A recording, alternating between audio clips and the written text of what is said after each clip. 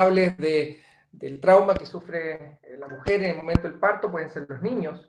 Y esto claramente ha sido graficado por estudios epidemiológicos que ya tienen harto tiempo y que nos han mostrado que efectivamente a medida que la mujer tiene mayor paridad y paridad vaginal propiamente tal, la incidencia de prolapso de órganos pélvicos, de incontinencia urinaria e incontinencia fecal aumenta dramáticamente. Por lo tanto, efectivamente existe un link entre el parto, y llamémoslo parto vaginal, y las disfunciones de piso pélvico.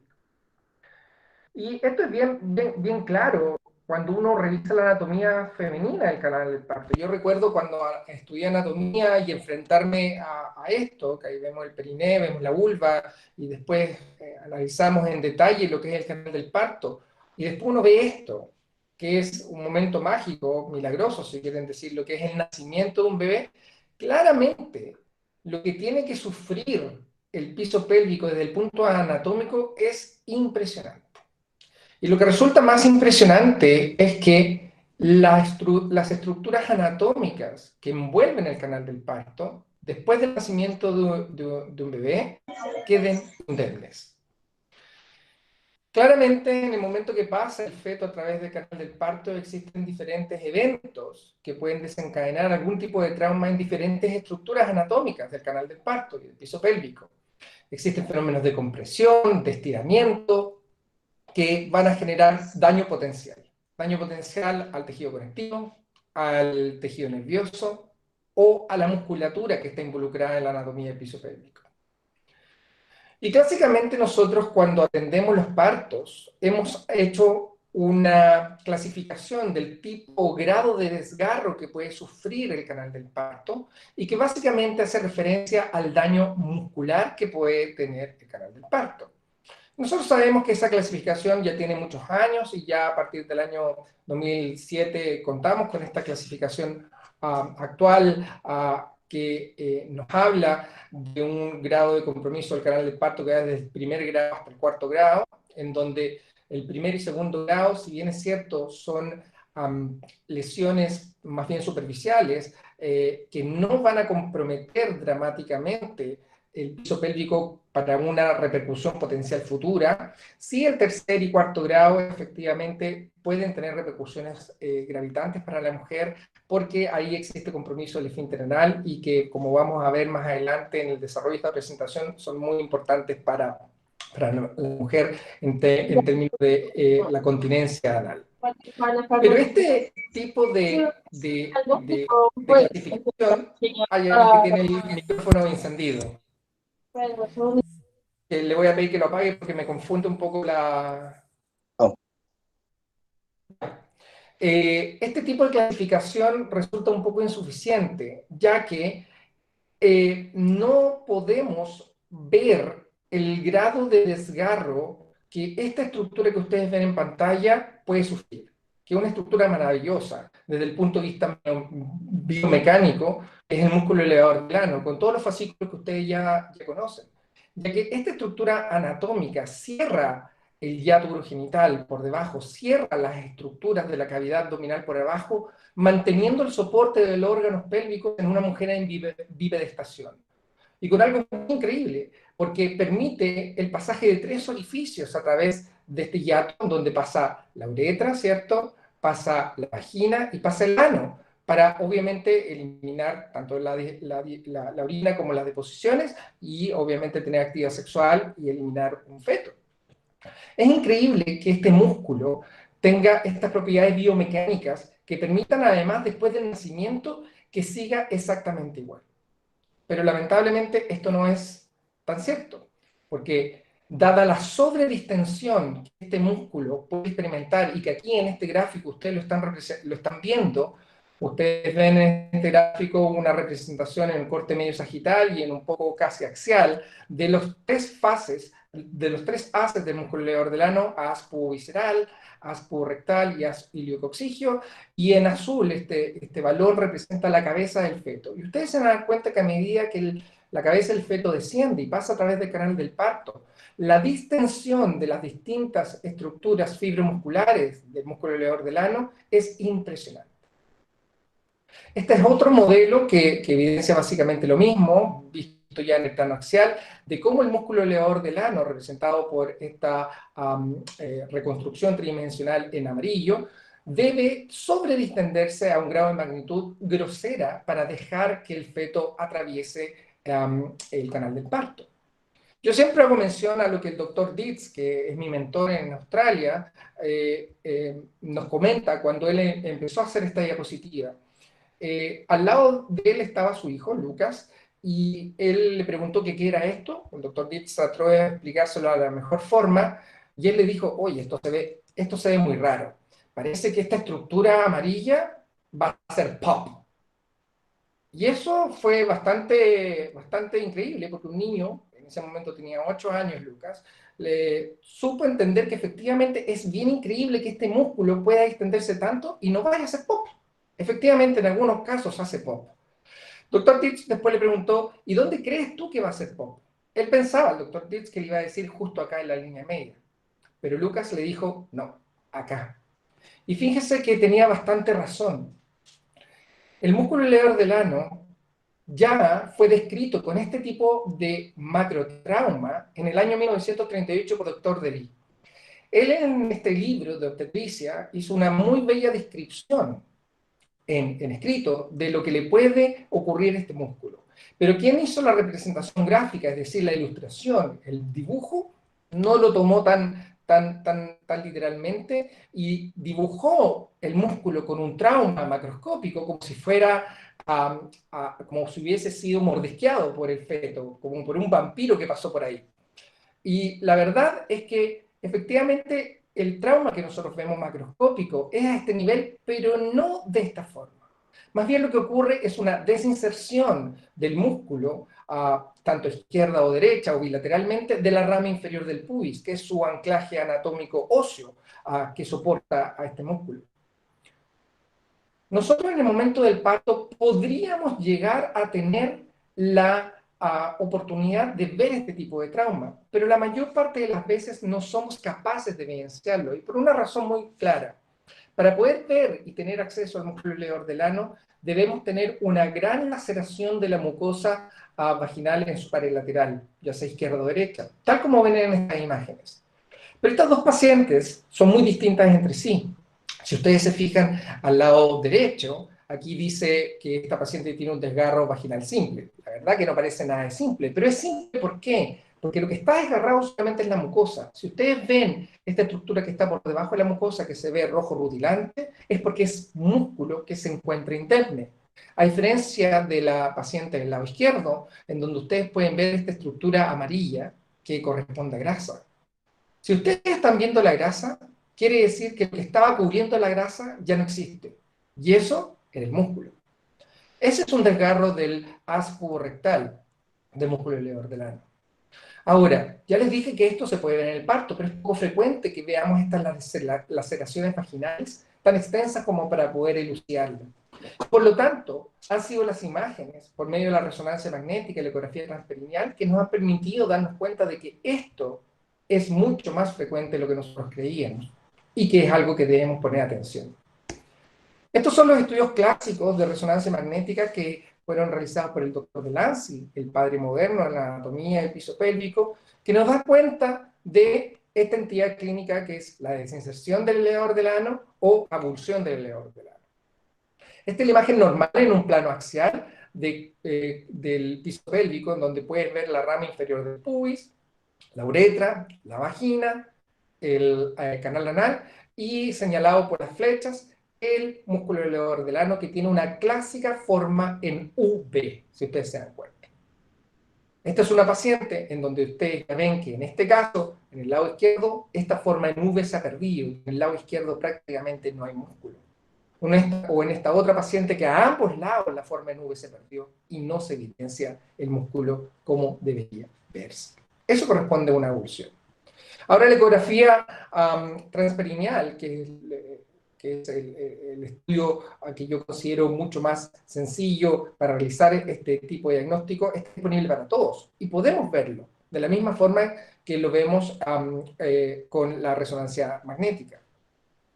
Gracias al ultrasonido 3D, actualmente nosotros podemos tener también acceso al plano axial, en donde podemos hacer una reconstrucción también, básicamente lo mismo que le mostré con la resonancia magnética. Podemos ver la rama inferior del pubis, la uretra, el canal anal, la vagina y esta estructura brillante en forma de nube que corresponde al músculo elevador del ano.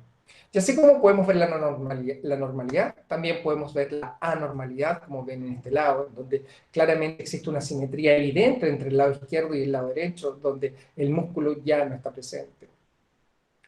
El doctor Dietz en el año 2005 publicó este interesante paper en donde hizo una evaluación de las pacientes antes de que tuvieran su parto, pacientes todas primíparas, y después de que tuvieran su parto 3 meses, a los 3 meses, para ver cuál era el cambio morfológico que el canal del parto y el piso pélvico desde el punto de vista anatómico podía sufrir.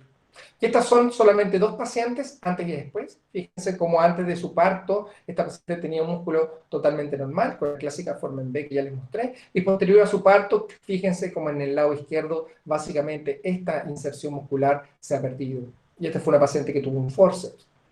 Este otro caso, otra paciente que también, si bien es cierto, ya voy a hablar un poco más del yéculo genital, se ve un poquitito más amplio, el músculo se ve indemne antes del parto y posterior al parto, lamentablemente a ambos lados, el músculo ha perdido sus inserciones en la rama inferior del pubis. La abulsión se puede ver de diferentes formas, la forma clasificada es por medio del ultrasonido tomográfico, pero en reconstrucciones renderizadas uno puede darse cuenta de desastres groseros que pueden ocurrir en el músculo, así es como se ve el músculo normal, aquí es como se ve una abulsión derecha bien grosera y aquí una abulsión izquierda bien grosera. Ahora, ya les dije que las imágenes nos han permitido darnos cuenta de que esto que les estoy comentando es muy frecuente. Pero uno si pone atención clínica y desarrolla una buena evaluación de examen físico, pudiese ser capaz de diagnosticar este tipo de lesiones, solamente con el dedo.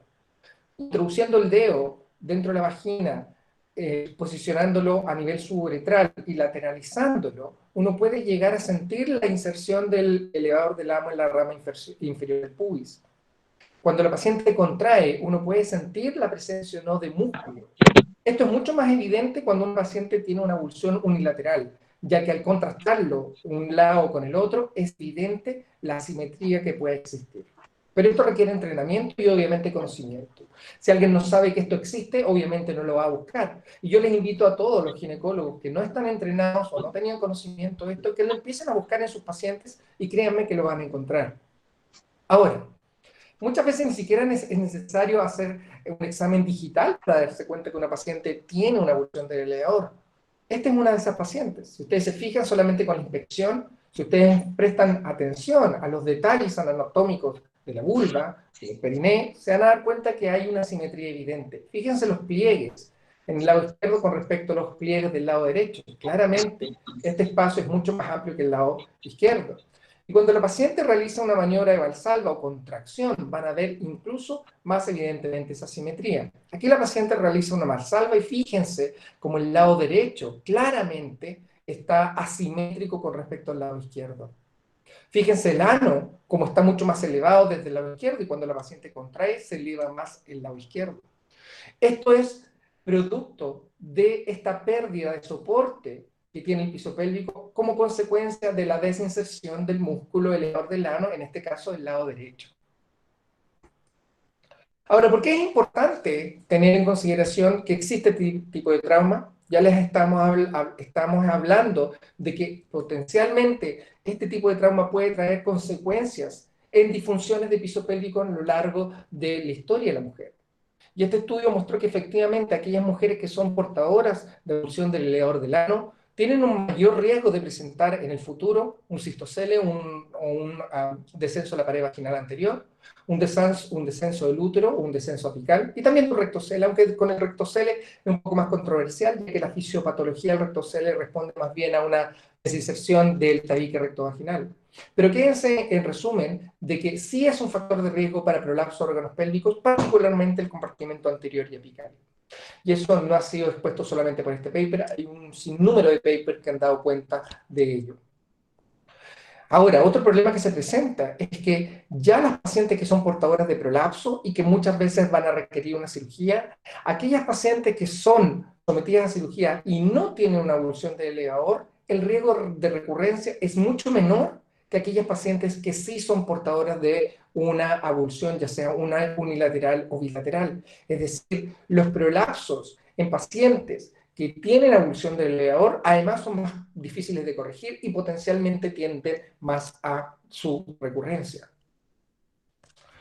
Entremos en el tema de cuáles son los factores de riesgo que potencialmente podríamos nosotros establecer como estrategias de prevención. Hay que buscar cuáles son aquellos factores de riesgo para que este tipo de trauma exista o no exista. Y este es un paper clásico del grupo del Dr. Check, publicado por del grupo del Dr. Dietz, publicado por la doctora Check en el año 2010, que busca justamente responder cuáles son estos factores de riesgo. Y lo que encontraron ellos fue en el análisis multivariado de que la posición occipital posterior persistente y el uso de forceps era uno de los factores gravitantes para que este tipo de trauma, avulsión del elevador del ano, existiera. Cuando uno revisa lo que ocurría con el otro tipo de parto operatorio, que es el vacuum no entregaba un factor de riesgo mayor para este tipo de trauma. Cuando nosotros analizamos lo que existe hasta la actualidad, prácticamente publicado con respecto a este tema, al comparar el uso de forceps versus el vacuum para tener riesgo de avulsión, claramente el forceps es quien se lleva la mayor responsabilidad en este hecho. El vacuum, si bien es cierto no es un factor protector de ninguna forma, no confiere un riesgo mayor para que este tipo de trauma ocurra. Entonces ya estamos hablando de algunas luces de cambios en el paradigma obstétrico de lo que nosotros podríamos eventualmente hacer. Y eso me voy a extender un poquito más adelante. Otro tipo de trauma que puede sufrir este tipo de este músculo no es este trauma macroscópico que ustedes ya vieron en donde se inserta el músculo, donde se rompe el músculo, sino es el trauma que puede ocurrir en la ultra y microestructura de cualquier músculo estriado. Si ustedes toman cualquier fibra muscular estriada y la estiran, va a haber un momento en que el músculo, uno, se puede romper, claro, por supuesto, pero antes de que se rompa, las estructuras microscópicas de ultraestructura de la banda de actina y miosina pueden también sufrir alteraciones irreversibles. Es decir, una banda que inicialmente estaba muy apretada, después de haber sido sobreextendida por sobre un límite, ya en su tono en reposo puede ya no estar tan apretada, puede estar más laxa, o su capacidad contráctil puede ya no ser la misma que tenía antes de esta sobreextensión. Y ese es el trauma que nosotros consideramos como microtrauma del elevador y nosotros lo podemos ver reflejado en un hecho que es bastante significativo, que es el área del hiato urogenital y que el doctor Dietz ha acuñado con el término de ballooning o en español abombamiento del hiato urogenital. Aquí les muestro un video nuevamente en una renderización del plano axial del piso pélvico, donde ustedes ven la uretra, el canal anal, el hiato urogenital y el músculo elevador del ano lateral.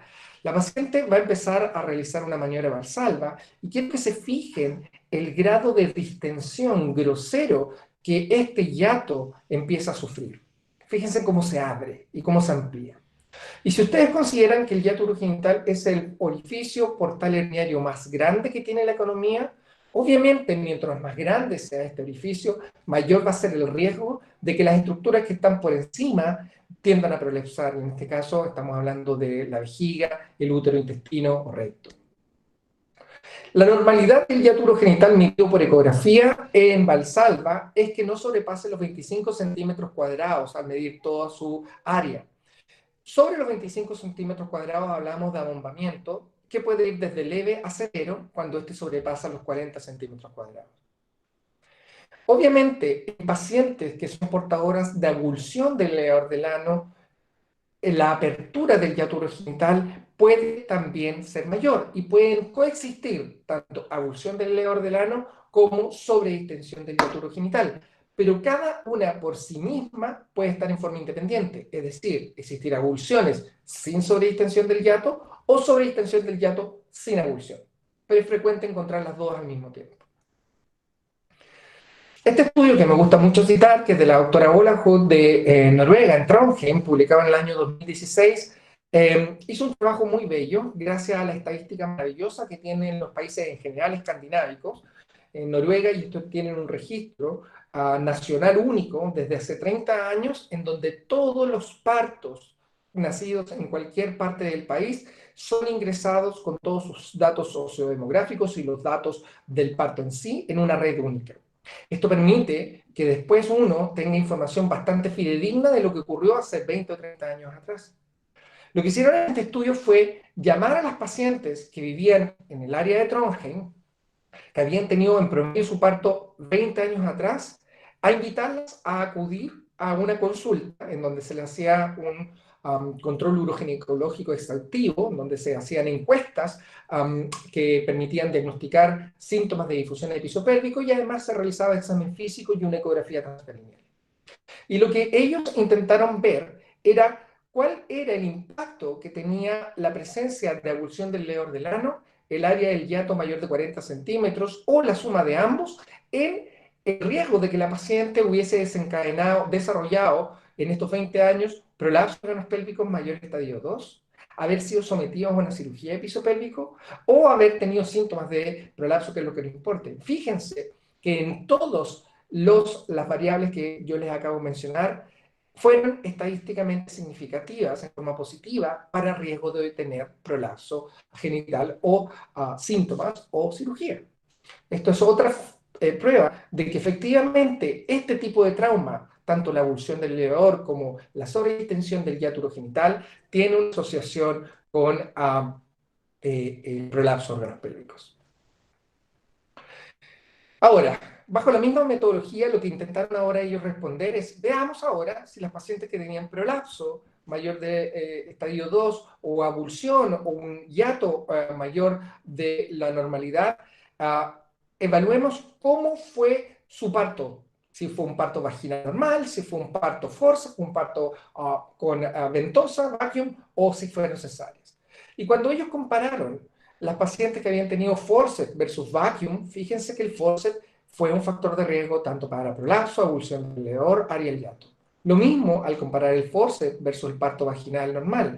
Pero al comparar el vacuum versus el parto vaginal normal, el vacuum no fue un factor de riesgo para estas entidades. Ahora, por la otra cara de la moneda es cuando las pacientes solo habían tenido cesáreas y ellas habían sido comparadas con aquellas mujeres que habían tenido parto vaginal.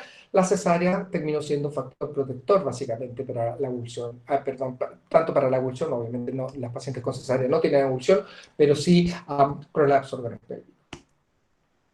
Entonces, para cerrar el tema inicial del trauma en el elevador, hay que tener claro que tanto la abulsión como el abombamiento del aspo rectal del elevador del ano son formas distintas del daño perineal que puede ocurrir como consecuencia del parto vaginal. Ambos están asociados en forma independiente al descenso de órganos pélvicos y a síntomas de prolapso. Nosotros tenemos estandarizado cómo medimos y cómo hacemos el diagnóstico de esta entidad clínica traumática del músculo elevador del ano. Es común.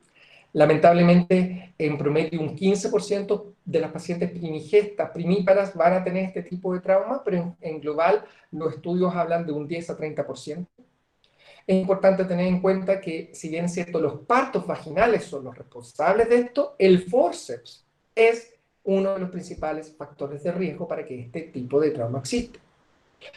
Cuando existe la abulsión del leor, esto hace que la mujer tenga 2 a 3 veces más riesgo de presentar un prolapso del compartimento anterior y central en la vida futura de ella. Y sabemos que aquellas pacientes que son portadoras de abulsión es más complejo de reparar el prolapso porque tienden a recurrir más. Ya les había dicho inicialmente que el trauma del esfínter anal también es muy importante. Y por cierto, cuando alguien ve algo como esto, en donde uno no tiene que tener ni siquiera conocimiento médico para saber que esto es un desastre, en donde la vagina impresiona conectada con el recto, sabe que esto puede tener consecuencias deleterias para la mujer. Ahora, la endosonografía y los estudios de imágenes nos han permitido darnos cuenta que también este tipo de trauma es mucho más frecuente de lo que creíamos, ya que por suerte este tipo de trauma que ustedes están viendo en esta imagen no es tan frecuente de ver. Pero a veces, traumas que son menores pueden tener comprometido el esfínter anal y nosotros no somos capaces de verlo o no hemos sido entrenados para reconocerlo en el momento del parto. Y ahí es donde las imágenes nos han ayudado a decir que efectivamente esto es más frecuente y que tenemos que hacer algo al respecto. Para los que no estén familiarizados con la endosonografía es un estudio en donde se mete un transductor dentro del canal anal y permite, por medio de la reconstrucción en 360 grados, ver cómo está esta estructura anatómica que tiene un carácter circular. Tanto el esfínter anal interno, que es una estructura anatómica que se ve al ultrasonido como anecogénico o oscura, como un círculo, y el esfínter anal externo, que se ve como una estructura de mayor restringencia, que también es como un círculo. Aquí claramente hay una alteración, no se ve el círculo perfecto ni del esfínter anal interno ni el esfínter anal externo, se ve una solución de continuidad hacia anterior. Por medio de la ecografía transperineal o exonal, también nosotros podemos ver esta estructura anatómica. Y aquí está la reconstrucción diagramática de cómo vamos a ver el canal anal con la mucosa anal, el esfínter anal interno y el esfínter anal externo, como se debería ver en una paciente con una indemnidad de estas estructuras. Esto es lo que vemos en nuestro monitor, esfínter anal interno como una estructura anecogénica, oscura, circular completa, y el esfínter anal externo como una estructura de mayor restringencia, pero también circular completa. Por medio del ultrasonido 3D, también nosotros podemos ver toda la extensión en los tres planos ortogonales de las estructuras anatómicas del complejo esfinteriano, y así como en la endosonografía podemos ver disrupciones del esfínter, también lo podemos ver con el abordaje exonal. En este caso, aquí ustedes pueden ver claramente una disrupción del esfínter anal interno en su pared anterior y también una disrupción del esfínter anal externo. Nosotros actualmente utilizamos el ultrasonido tomográfico para poder hacer cortes a diferentes niveles de esta estructura anatómica para poder reconstruir el canal anal en su totalidad. Y aquí podemos ver una paciente totalmente normal de ambos estructuras esfinterianas. Y aquí podemos ver una paciente que tiene una disrupción del canal anal, en este caso del esfínter anal externo en su pared anterior, como claramente ustedes pueden ver acá señalado. Alguien abrió el micrófono, le voy a pedir que lo cierre, por favor. Y también aquí estamos viendo otra representación de la lesión del esfínter anal interno. Es posible con el ultrasonido exonal. Ya hay algunos estudios que han salido desde el año 2012 que nos han comparado ambas técnicas, endosonografía versus ecografía transperineal, que nos dan cuenta de que el correlato que existe entre estas dos técnicas es bastante buena, pero todavía necesitamos hacer más estudios, ya que tengo que ser enfático, el gold estándar actualmente para hacer el diagnóstico imagenológico de las lesiones de esfínter es el endosonografía.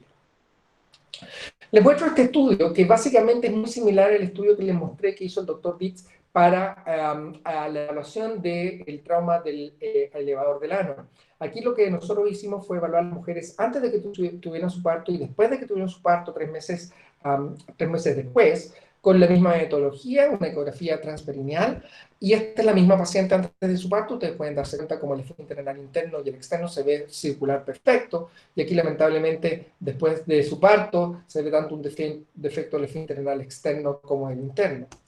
Lo que encontramos en este estudio fue que un 28% de las pacientes que habían tenido su parto en esta serie, que fueron 320 pacientes, tenían defectos significativos del esfínter anal externo. 28%, esto es altísimo. Y hicimos una correlación con los datos que existían en el registro clínico de estas pacientes para ver cuál era el correlato de lo que nosotros encontrábamos imagenológico con lo que había sido escrito en el momento del parto. Y encontramos que el 87% de las pacientes que presentaban un defecto significativo del esfínter anal externo no hubo evidencia clínica de lesión de esfínter en el momento del parto. Y en esta cohorte solamente hubo 3 pacientes que tuvieron el perineo indemne, que son las que por certeza pudiésemos eventualmente nosotros decir que si es que el trauma que nosotros vemos por las imágenes era efectivamente oculto o en realidad había sido subdiagnosticado. En este mismo estudio nosotros tratamos de ver cuáles eran los factores de riesgo para tener este tipo de lesiones evaluados por las imágenes, y nuevamente adivinen quién fue el malo de la película, el forceps. El forceps fue el principal factor de riesgo. Si bien es cierto, el vacuum y la episiotomía tuvieron una tendencia, no resultaron ser estadísticamente significativos para este tipo de trauma. Y entrando nuevamente en las estrategias de prevención, cuando uno revisa la literatura con respecto al trauma del esfínter anal, efectivamente el forceps resulta ser en prácticamente todos los trabajos el principal factor de riesgo. Y aquí entra en colación también la episiotomía. La episiotomía con sus diferentes formas. Hay otros factores de riesgo que han sido evaluados en diferentes estudios, como por ejemplo el peso fetal, el perímetro cefálico, etcétera. Pero eso varía mucho entre trabajo y trabajo. Pero lo que siempre está presente es el forceps y la episiotomía, dependiendo del tipo de episiotomía que vamos a discutir un poquito más adelante. Ahora, cuando evaluamos lo que existe acumulado en la evidencia al comparar forceps versus vacuum para el riesgo de tener una lesión de esfínter, nuevamente, si bien es cierto el vacuum resulta más traumático que un parto vaginal espontáneo, el forceps es el principal responsable de este tipo de lesiones. Ya les había hablado de esta oportunidad diagnóstica potencial que nosotros teníamos en el momento del parto, ya que dada esta prevalencia tan alta de lesiones evaluadas del esfínter anal por medio de las imágenes versus lo que nosotros hacíamos el diagnóstico clínico en el momento de la atención del parto, surgió la interrogante de saber si este trauma en el esfínter anal era efectivamente oculto o era efectivamente que estaba siendo subdiagnosticado. En este estudio del grupo de Sultan, realizado por el doctor Andrews, se hizo esta comparación. Lo que se hizo en este estudio fue básicamente que el primer operador que atendía el parto clasificara el tipo de lesión que había tenido el canal del parto y hacer la clasificación de primer a cuarto grado. Y después un segundo operador, en este caso el doctor Andrews, llegaba a reclasificar las pacientes con el tipo de desgarro vaginal. Y fíjense que inicialmente las pacientes, al haber sido atendidas por el primer operador solo logró detectar un 11% de lesiones de tercer o cuarto grado. 11%, eso igual es muy alto comparado con las series. En general, las series reportan no más de un 5% de lesiones de tercer o cuarto grado diagnosticadas clínicamente. Aquí se diagnosticaron un 11%. Pero lo que es dramático es que cuando el segundo operador reclasificó a estas pacientes, la tasa de lesiones de tercer o cuarto grado subió al 24.5%, es decir, duplicó el diagnóstico clínico hecho inicialmente. ¿Qué quiere decir eso? Que si el segundo operador no hubiese estado presente, muchas de estas pacientes hubiesen ido para su casa sin haber sido reparadas de su esfínter que estaba disrupcionado. Eso es muy interesante. Pero esto fue hecho con un diagnóstico clínico, pero además tuvo un correlato imagenológico. Por eso podemos decir que el doctor Andrews tenía razón, de que todas las pacientes además fueron sometidas a una endosonografía y efectivamente el correlato entre el operador entrenado, que fue el segundo operador, y la endosonografía mostró que efectivamente las lesiones de esfínter existían y se les había pasado el diagnóstico clínico al primer operador. En esta serie el 86% de las lesiones no fueron detectadas. Eso es importante y tenemos que dejarlo en conciencia. Ahora, ese no es el único problema. Ya sabemos ya que el diagnóstico es insuficiente. Se nos pasan muchas lesiones. Pero hay otro problema. Muchas veces no sabemos cómo reparar estas lesiones. Y cuando reparamos las lesiones, después la paciente queda como si la lesión nunca hubiese sido reparada y al final es lo mismo. Es decir, caemos en dos problemas: diagnóstico insuficiente y reparación inadecuada. Y esto es importante porque nosotros hicimos un estudio en donde evaluamos todas las pacientes que habían sido diagnosticadas con lesiones de esfínter en el momento del parto y habían sido reparadas en el momento del parto y las citamos 3 meses después con una ecografía transperineal para ver qué es lo que ocurría, qué es lo que veíamos desde el punto de vista imagenológico y eso correlacionarlo con los síntomas de incontinencia fecal que el paciente podía tener. Y lo que encontramos fue que aquellas pacientes en que el esfínter anal se veía desde el punto de vista de imágenes como si nadie lo hubiese reparado, es decir, se veía igual de mal, la asociación que existía con presencia de incontinencia fecal por medio de la escala de St. Marks era muy importante. Entonces, no solo es importante diagnosticarlo, es importante también repararlo en forma adecuada, ya que la reparación exitosa logra un 60 a 80% de pacientes asintomáticas a los 12 meses. Y en pacientes sintomáticas, que es importante, inicialmente no van a tener incontinencia fecal con pérdida de posiciones propiamente tal, pero sí van a tener pérdida de gases, lo que es muy importante, incómodo para la mujer, e urgencia fecal. Pero no sabemos lo que va a pasar en el largo plazo, 20 a 30 años después. Las pacientes además tienen mucho dolor perineal y dispareunia y, como ya les comenté, lamentablemente, a pesar de que los esfínteres pueden haber sido reparados, las imágenes residuales de lesiones esfinterianas después de la reparación pueden llegar incluso al 36%. Es importante tener en consideración, y voy a hablar solamente par de letras sobre la vía del parto después del trauma del esfínter anal.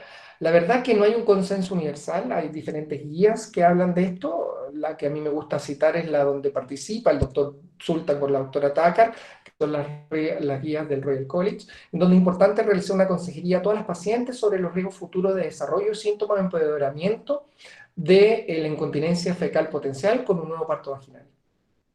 Fíjese que la recurrencia de una lesión del esfínter en una paciente que ya tuvo una lesión de esfínter llega al 7%, pero eso es una recurrencia anatómica, que nosotros veamos que existe una lesión nueva, pero aumenta el riesgo de desarrollar incontinencia anal en un 20 a 60%. O sea, consideremos acá que una paciente que tuvo una lesión del esfínter, si tiene un nuevo parto vaginal, puede empeorar o aparecer en ese momento en un porcentaje importante síntomas de incontinencia anal. Y eso obviamente lo tenemos que balancear con el riesgo de la cesárea, por la comorbilidad que esto puede sopesar a la paciente. Tenemos que tener claro que esto marca la vía del parto posterior y obviamente tenemos que sopesarlo con otros aspectos de la calidad de vida que van a deteriorarse igual en la paciente a pesar de realizar una cesárea electiva. Por eso está controversial. Ahora, importante esto, 75% de las mujeres previamente asintomáticas que tuvieron trauma del esfínter anal y compromiso anatómico o funcional del esfínter van a desarrollar incontinencia de nuevo después de un nuevo parto vaginal. Y es por eso que este grupo propone que antes de que una paciente sea sometida a un nuevo parto vaginal, evaluemos primero que nada los síntomas y veamos imágenes y manometría anual rectal para ver cómo está la función. Y en ese sentido, la cesárea estaría recomendada en aquellas pacientes que están sintomáticas para incontinencia anal y o tienen anomalías en la evaluación ecográfica por medio de la endosonografía o manométrica, ya sea anatómico funcional del esfínter anal. En aquellas pacientes que han sido sometidas a reparación secundaria del esfínter anal, también la cesárea estaría recomendada. Y el parto vaginal se le puede sugerir a aquellos pacientes que se encuentran asintomáticas, en donde no existe compromiso anatómico funcional, pero les vuelvo a decir, esto es un poco controversial, no está zanjado el tema. Este es un estudio que nosotros logramos publicar también en el año 2015, en donde evaluamos a una cohorte de más de 500 pacientes uroginecológicas que venían a una consulta uroginecológica por cualquier razón, prolapso, incontinencia urinaria, dolor pélvico crónico, incontinencia anal. Y a todas obviamente se le hizo una encuesta estandarizada de todas las disfunciones de piso pélvico, donde obviamente estaban comprometidas la presencia de incontinencia fecal o anal. Y le hacíamos ecografía transperineal. Y lo que encontramos fue que en aquellas pacientes que existía una lesión significativa a nivel del esfínter anal externo con la evaluación ecográfica, había un correlato muy importante con síntomas de incontinencia anal. Y acá había muchas pacientes que tenían pérdida de gases en forma voluntaria, no necesariamente de posiciones, pero que sí, a pesar de que fueran solamente gases, afectaban su calidad de vida. Y estas eran pacientes que tenían en promedio 60 años. Muchas pacientes, cuando tienen una lesión del esfínter, inmediatamente después de su parto pueden estar muchos años asintomáticas y los síntomas se van a presentar 20 a 30 años más. Por eso es muy importante tener en consideración que esto es un hecho que puede traer consecuencias luego de muchos años en la vida de la mujer. Para terminar el tema del esfínter anal, el trauma del esfínter anal es mucho más común de lo que se cree. Gran parte del trauma del esfínter anal no es detectado en la sala de parto y de ser detectado usualmente no son reparados en forma óptima. Entonces tenemos que pensar en las consecuencias a largo plazo que esto puede traer para la paciente. Entonces, ¿qué vamos a hacer al respecto?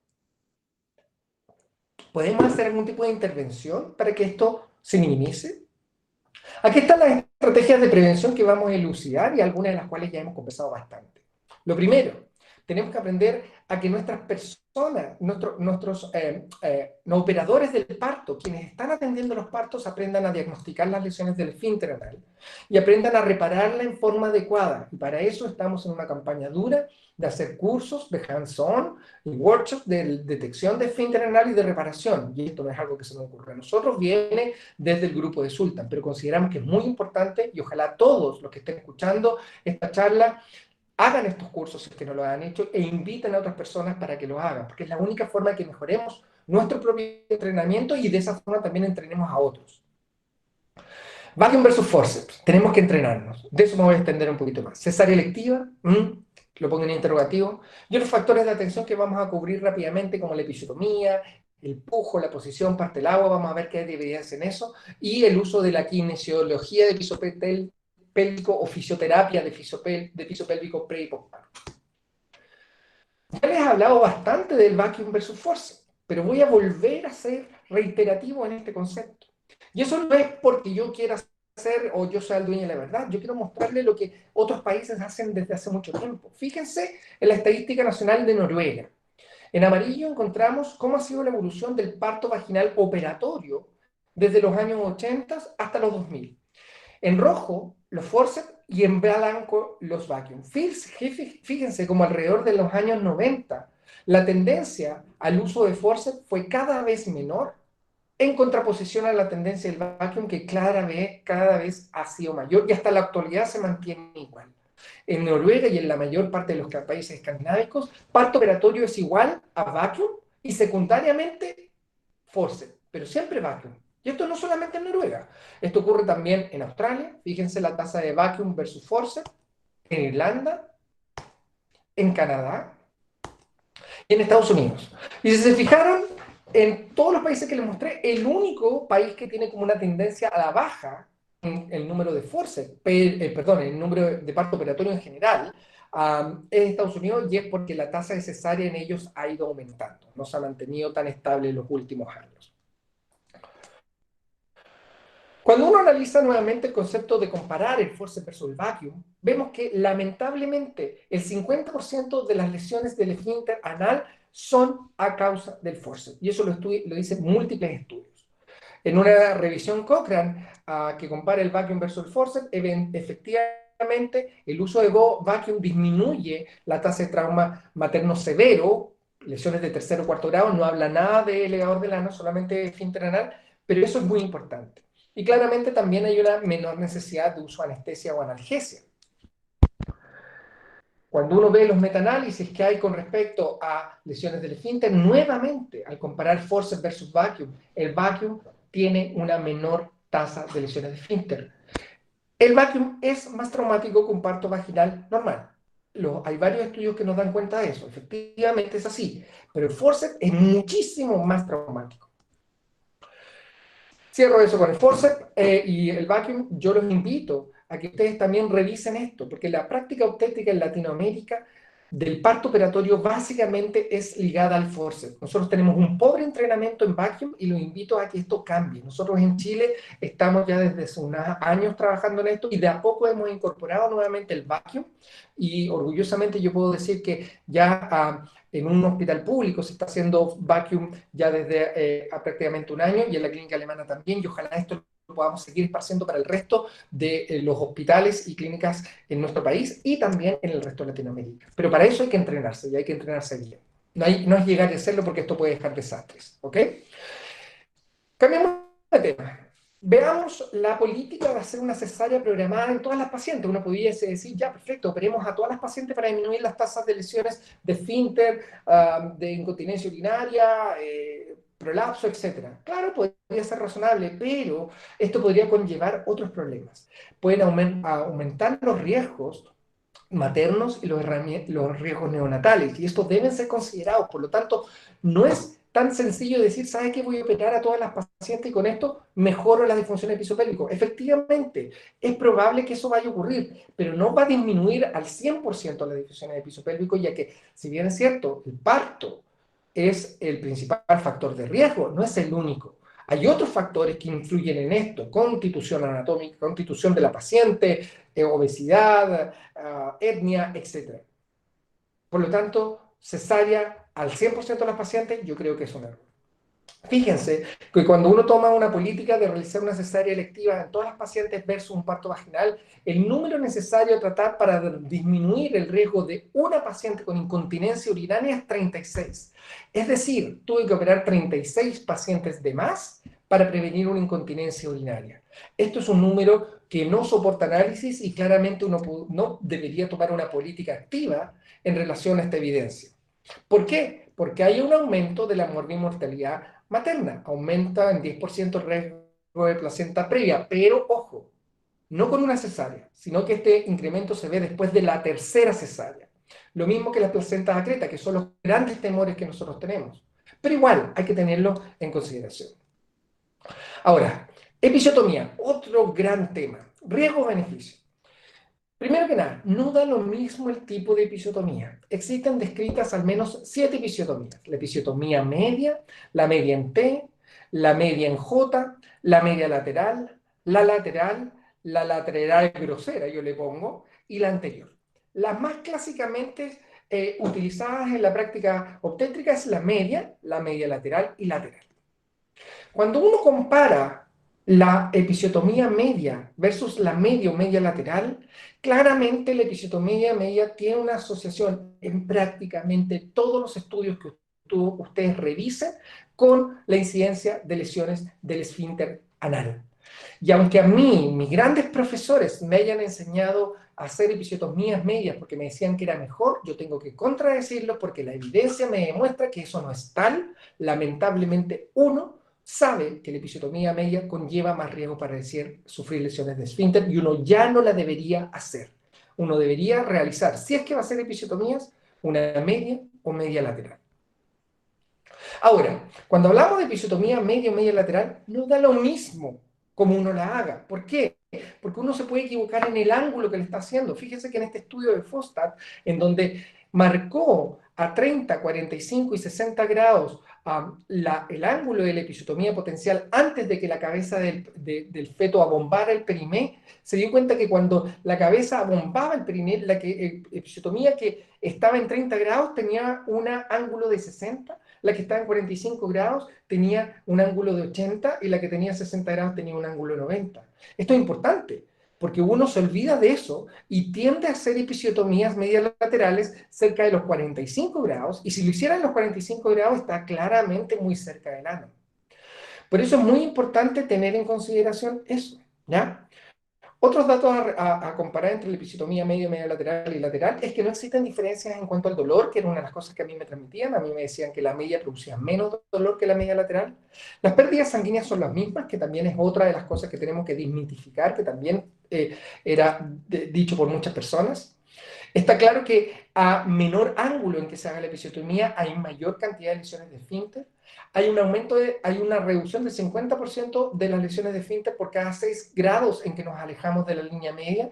Y la recomendación de la guía NICE es que la episiotomía debería quedar hecha entre 45 y 60 grados, pero considerando un periné no abombado. Ahora, el tema de la episiotomía, como les dije, no está zanjado. Hay muchos estudios al respecto. En esta revisión sistemática que acuñó más de 10.000 pacientes de parto vaginales, compararon la tasa de lesiones de esfínter al ver pacientes que habían sido sometidas a episiotomía medio lateral y no episiotomía. Y lo que encontraron es que cuando las pacientes tenían una episiotomía media lateral, entre comillas, bien hecha, es decir, más de 45 grados, el riesgo de que la paciente tuviera lesión de esfínter disminuía. ¿Ok? Esto va en contraposición de lo que nos han dicho, de que la episiotomía media lateral ojalá debería ser restringida, pero esto es un estudio donde analiza población estudiada en forma retrospectiva, no prospectiva, por lo tanto, la calidad de evidencia tampoco es muy buena, pero ya nos habla de lo controversial que es el uso de la episiotomía. ¿Qué nos dice Cochrane?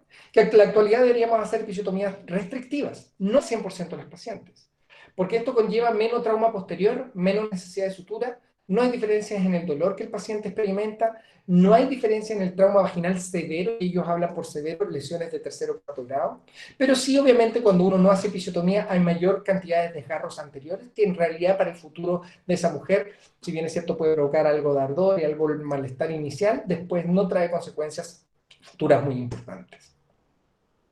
Eso con respecto a el trauma del canal anal. ¿Qué pasa ahora con el músculo elevar del ano? Yo estoy completando un estudio, pero antes de haber terminado mi estudio salió este otro estudio en donde evaluaron efectivamente aquellas pacientes que habían tenido episiotomía o no, y si es que había algún correlato con protección o riesgo de tener abulsión del elevar del ano, y la verdad que este estudio no demostró una asociación directa con la episiotomía para tener o no abulsión del elevar del ano. ¿Qué hay con respecto a la posición durante el parto? Un tema también muy discutido. En esta revisión, en donde se buscó más de 100 trabajos que tenían algo con respecto a este tema, hubo una selección de 22 estudios randomizados que acumuló más de 7.000 pacientes, en donde evaluaron la diferencia entre tener un parto en posición vertical, lateral o horizontal. ¿Qué encontraron? Que había una reducción significativa del parto instrumental. Eso nos podría decir que al disminuir el parto trimontal, eventualmente puede disminuir las lesiones de esfínter anal y elevador del ano. Eso es por una consecuencia, eso son hipótesis. Había una disminución significativa de episiotomías. Si son episiotomías mal hechas, ya sabemos lo que ocurre. Y había un aumento de agarros de primer y segundo grado, pero eso, como ya les comenté, no trae grandes consecuencias para la mujer en el futuro. Sin embargo, la evidencia no es concluyente, ya que estos estudios tienen el bemol de que eran muy heterogéneos, las posiciones no estaban completamente estandarizadas y había un factor involucrado que era de confusión, que era muy difícil de evaluar, que era la anestesia, porque obviamente la anestesia no era la misma, había distintos tipos de momentos de anestesia, entonces confundía mucho y hacía que la muestra fuera muy heterogénea. Desde el parto en el agua, en el año 2004, Cochrane publicó una revisión de 7 estudios randomizados y no hubo diferencias significativas en cuanto a desgarros de segundo, tercer y cuarto grado, la presencia de parto operatorio no, tasa de cesáreas, necesidad de anestesia. Y actualmente la mayor parte de las guías no recomiendan el parto en el agua, sí recomiendan la analgesia en agua caliente en el momento del trabajo de parto, pero no la atención de parto en agua. ¿Qué con respecto a la anestesia peridural o analgesia con narcóticos o simplemente la paciente sin anestesia? Básicamente se encontró que con anestesia hay un 10% de mayor riesgo de parto instrumental y distosis de posición, lo que nos podría dar la inferencia de mayor tasa de trauma del canal del parto. Hay una tendencia pequeña que al aumento de las tasas de cesárea, nosotros sabemos que cuando planchan a las pacientes o la anestesia es puesta en forma muy precoz, efectivamente aumenta la tasa de cesáreas, pero en estos estudios lamentablemente no habían datos explícitos sobre el trauma perineal, por lo tanto no se pueden sacar conclusiones fehacientes de esto. Se presume, como ya les dije, mayor incidencia de trauma perineal porque hay aumento en el parto instrumental. ¿Qué pasa con el pujo retardado versus el pujo precoz? Básicamente disminuye la tasa de cesáreas, disminuye la necesidad de grandes rotaciones manuales, disminuye el parto instrumental, aumenta la tasa de pH menor de 7.1, es decir, hipoxia neonatal, y sí, en el tema que nosotros nos convoca, no hay mayor tasa de desgarros de tercer y cuarto grado. En 2 estudios randomizados que incluyeron el ítem pujo dirigido versus espontáneo, no hubo diferencias para trauma perineal entre ambas tipos de conductas. ¿Qué hay con respecto al Christeller? Salió un estudio publicado no hace mucho, en el 2018, que evaluó en forma randomizada el uso de Christeller o no en pacientes para evaluar la presencia de abulsión del leor del ano por medio del ultrasonido. Y lo que encontraron fue que efectivamente aquellos pacientes en que se realizaba una maniobra de Christeller, la abulsión estaba asociada a esta maniobra. Había una asociación estadísticamente significativa con un odds ratio de 2.5. Por lo tanto, no es buena idea al parecer hacer Christeller, aunque sé y me consta que todavía se sigue haciendo en muchas partes. ¿Qué hay sobre el soporte perineal? ¿Dejar que el feto salga sin poner manos o hacer una protección perineal como corresponde? En un estudio finlandés se vio que efectivamente había una disminución de la lesión del esfínter anal. Sin embargo, los 7 estudios que son de Finlandia son todos con bajo nivel de evidencia. El mecanismo de acción es desconocido. Necesitamos mayor cantidad de estudios que salgan, que nos permitan responder mejor esta pregunta. Sin embargo, si uno ve la Estadística Nacional de Finlandia, desde que empezó un plan nacional de hands-on, es decir, protección perineal en el 100% de las pacientes, hubo una disminución sustantiva de las lesiones de tercer y cuarto grado. Pero como les digo, esto tenemos que evaluarlo por fuera de Finlandia, en otros países, haciendo otros, ojalá, estudios comparativos, randomizados. Pero lo bueno es que es una intervención de muy bajo costo y que la verdad que no tiene efectos deleterios. Entonces yo invito a que la gente lo haga con la cantidad de evidencia que existe en la actualidad. ¿Qué es de la kinesiología o ejercicios perineales durante el embarazo? Esto es súper importante porque es una intervención de bajo costo importante que sí puede tener resultados positivos para la incontinencia urinaria. ¿Ok? Ahora, es muy efectivo, disminuye la necesidad de sutura y fíjense que el número necesario de tratar es 13 y 17 respectivamente. Es decir, por 13 mujeres o 17 mujeres que hago esta intervención, voy a reducir el riesgo de que la paciente presente incontinencia urinaria o que tenga que realizarle una sutura en su canal del parto. Por lo tanto, es una intervención que yo les invito a que hagan. Si bien es cierto, la evidencia actualmente no nos muestra que haya una diferencia sustantiva en desgarro de tercer y cuarto grado, sí reduce la necesidad de realizar episiotomías, reduce el dolor perineal postparto, pero no hay diferencias con la incontinencia urinaria, incontinencia renal y dispareunia. Pero esto ha sido todo evaluado a corto plazo. No sabemos en el largo plazo. No hay estudios que no hayan respondido esto. Por lo tanto, la respuesta no sabemos. Y como es una notable intervención bajo costo que no tiene morbilidad asociada y es bien tolerada, deberíamos aplicarlo en todos nuestros pacientes. Y por último, hay algunos devices, adminículos, que se han diseñado para tratar de justamente disminuir el trauma del piso pélvico. Y aquí está este adminículo que se llama Epinot, para los que no los conozcan. Es básicamente un balón conectado a un manguito insuflador que permite que al meter el balón dentro de la vagina, la mujer distienda su canal del parto en forma progresiva a partir de la semana 36, de forma que logre elastificar o dar mayor elasticidad al canal del parto hasta el momento del parto. Suena bastante lógico y es muy prometedor. Yo participé en este estudio randomizado del Epinot, donde obviamente había un brazo de pacientes primíparas que lo iban a usar y otras que no, y como outcome tuvimos básicamente ver si el usarlo o no usarlo ingería la incidencia de trauma del legador. Ese fue el outcome primario, como outcome secundario, lesiones de esfínter. Lamentablemente, el usar el Epinot no demostró beneficios para reducir el riesgo de abulsión del legador, como tampoco para lesiones del esfínter anal interno. Externo, perdón. Sin embargo, el cálculo del tamaño muestral, en donde fueron más de 600 pacientes reclutadas, no estuvo calculado para lesiones de esfínter. Por lo tanto, tendríamos que probablemente subir la cohorte de pacientes reclutadas para tratar de responder a esta interrogante. Pero con la evidencia que tenemos, para el trauma severo no hay diferencias. Hay otros estudios con el Epinot que han mostrado otros beneficios que tal vez serían interesantes de analizar, pero para el trauma severo que trae implicancias futuras para el paciente, como las que hemos comentado en esta charla, no hay tanta evidencia.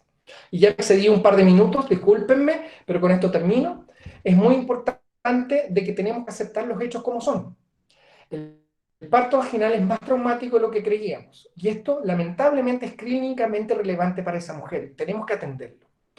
Es importante aprender a diagnosticar, tratar y en la medida de lo posible, ojalá, prevenir este tipo de trauma. Ya que, como les puse al principio de esta presentación, ¿quiénes son los culpables? Son estas criaturas lindas, espero que me encuentre lindo, ese soy yo.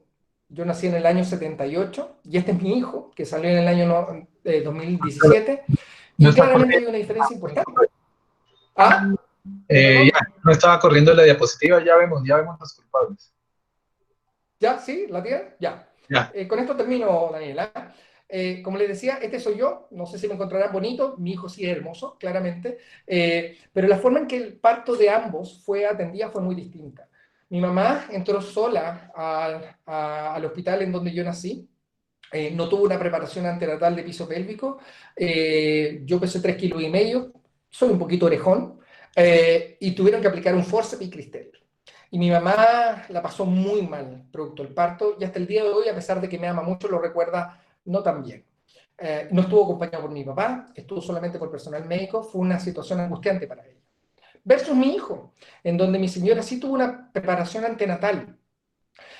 Yo acompañé a mi señora. Ella hizo en su parto lo que ella decidió, obviamente supervisado por los médicos. Fue un parto muy bonito, ella lo recuerda con mucho anhelo y yo la incluí en un estudio, que en el estudio que hice de episiotomía para ver si es que tenía mayor tipo de trauma y la verdad que la ecografía mostró que su piso pélvico estaba prácticamente igual como estaba antes de que hubiese tenido a mi hijo. Esto es un caso muy cercano y obviamente no puedo sacar conclusiones a partir de eso, pero le estoy solamente mostrando de que el parto vaginal no hay que endemonizarlo. Sí tenemos que entender cuáles son los problemas y atender las cosas que nosotros en nuestra práctica podemos mejorar y cambiar para lograr prevenir este tipo de trauma. Muchas gracias por la atención. Doctor Rodrigo Guzmán, muchísimas gracias, muy buena la presentación. A continuación vamos a hacer los comentaristas, van a ser dos comentaristas, una fisioterapeuta experta y un coloproctólogo experto en el tema, y después tenemos ya varias preguntas para resolver. Muchas gracias por la presentación. Entonces, Déjame chiquita que no me haga estos dolores de cabeza. por favor, Era entonces enferma. por favor, cerrar los Casi micrófonos. que se me muere chiquita, más grandecita de 9 años, la misma cosa. Por favor. La esperanza de vida de ella por lo que tenía en la cabeza. Por lo que te digo. Entonces, ¿qué es lo que quiere Dios conmigo? Que seas fuerte. Carlos Alberto. Fuera de silencio, Carlos Alberto. Ya. Qué pena que la tecnología, por favor, mantenerse cerrados los micrófonos y las cámaras. Bueno, a continuación la doctora Ángela María Gómez, fisioterapeuta egresada de la Escuela Colombiana de Rehabilitación, docente adscrita de la Corposalud y de la Universidad Nacional con más de 10 años de experiencia en el manejo de piso pélvico. Va a contestar, va a hacer una intervención y le tenemos ya una pregunta. Adelante, Ángela María.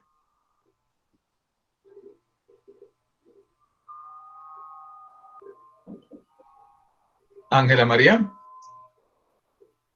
No te estamos oyendo, Ángela. ¿Ya? ¿Ahí me escuchas? Ahora sí. Adelante. Okay. Ya, doctor Rodrigo, muchas gracias por tan excelente presentación, de verdad muy completa. Y es la realidad del impacto que definitivamente deja una lesión de un parto traumático frente a lo que nos enfrentamos realmente en el día a día las fisioterapeutas. Y es esa lesión de trauma obstétrico que no es inmediata, pero sí que es varios años después donde se empiezan a presentar las patologías de suelo pélvico como incontinencia, como el doctor muy bien lo nombró, toda la parte de dispareunia, incontinencia fecal, entre otras. Claramente la evidencia definitivamente actualizada según Cochrane es que definitivamente el masaje perineal es una de las herramientas que se deben usar desde la semana 35 para poder evitar realmente que la paciente tenga un alto impacto de lesión en su suelo pélvico. Realmente las pacientes asisten a consulta ya sean solas o en compañía de su pareja, para que sean ellas quienes en su último trimestre estén acompañando este proceso. Y se ha evidenciado que claramente este masaje ayuda a que el músculo pubococcigio no se contraiga tanto, no sea tan contracturado y evite así un desgarro o una ruptura de esta musculatura.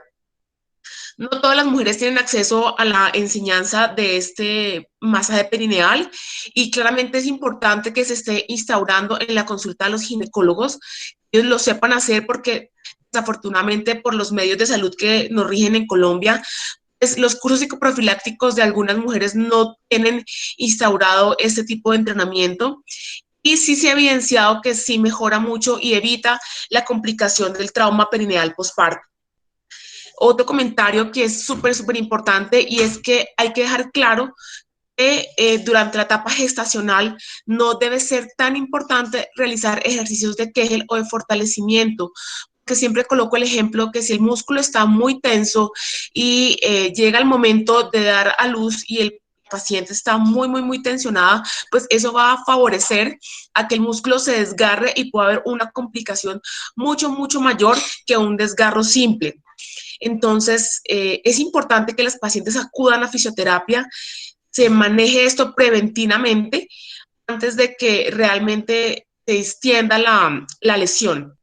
Ya a nivel postparto, cuando la lesión se ha instaurado y hubo una reparación y una sutura de todos estos planos superficiales y profundos de la musculatura, pues el abordaje ya va a ser totalmente diferente y va a ser enfocado a disminuir realmente la lesión que se instauró, pues, tenga una repercusión mucho mayor a medida que la edad de la paciente evoluciona. ¿Y con esto a qué me refiero? Las mujeres posparto nos dedicamos a nuestros bebés realmente después del posparto y no tenemos en cuenta las complicaciones que pudimos haber tenido. Y hacia los 40, 50 años, cuando algunas mujeres empiezan su menopausia, empiezan a presentarse las lesiones. Y lo que yo les decía la vez pasada que estuve en la charla, y es que con la ecografía sí o sí se pueden observar y evidenciar pequeñas lesiones y rupturas que se presentaron durante la distensión de la musculatura por el parto vaginal y salida del canal vaginal. Entonces, claramente la menopausia va a generar también que esta musculatura se debilite más y sumado a la cantidad de partos y tipo de partos y complicaciones que ellas hayan podido tener, pues las lesiones van a ser mucho más evidentes. Claramente esto nos lleva a considerar que cada día nuestra forma de parir debe ser diferente, debe ser una forma respetada, debe ser un parto tranquilo y muy humanizado, que con el paso del tiempo, pues ustedes como ginecólogos se han dado cuenta que esto debe de cambiar y ha sido modificado. En mi experiencia personal, algo que hay que hacer énfasis y es que a pesar de que hay muchos partos, por ejemplo, en Europa, que son en casas de parto o que son con matronas o que son esos partos largos en que la mamá está trabajando la parte respiratoria y todo eso, no es una garantía realmente para no tener parto vaginal. Muchas pacientes desafortunadamente no han hecho un buen entrenamiento de su suelo pélvico nunca, ni siquiera antes en no estado gestacional, y claramente esto va a conllevar algunas lesiones del suelo pélvico. Tengo pacientes de muy corta edad, más o menos 30 años aproximadamente, ya han tenido un trauma obstétrico muy, muy fuerte. Sus bebés han nacido en Europa, este tipo de casas partos, y les ha ido terriblemente. Es muy difícil, pierden su confianza, que claramente su relación sexual se ve alterada, porque hay una amplitud vaginal, hay una lesión del suelo pélvico, hay un descendimiento del compartimento anterior de cualquiera de las estructuras, y generalmente es porque algo estamos haciendo mal. Y claramente esto nos lleva a reevaluarnos en la forma en que debemos atender a la mujer gestante y a la mujer posparto. Muy bien, muchas gracias, Ángela.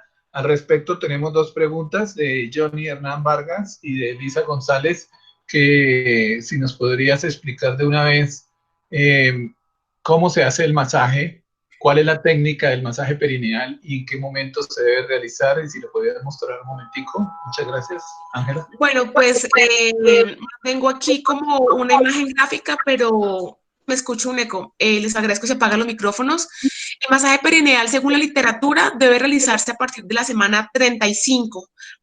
Es un masaje realmente que debe hacer la mujer tumbada en su cama, con las piernas flexionadas, y es un masaje que se puede hacer con un aceite a base de agua o un lubricante, perdón, a base de agua o un aceite natural, que no tenga ningún químico, donde lo que se hace es empezar a trabajar la musculatura, haciendo como una especie de gráfica donde aquí arriba estaría el clítoris. A ver si yo hago rápidamente una gráfica como para que me puedan como entender un poco.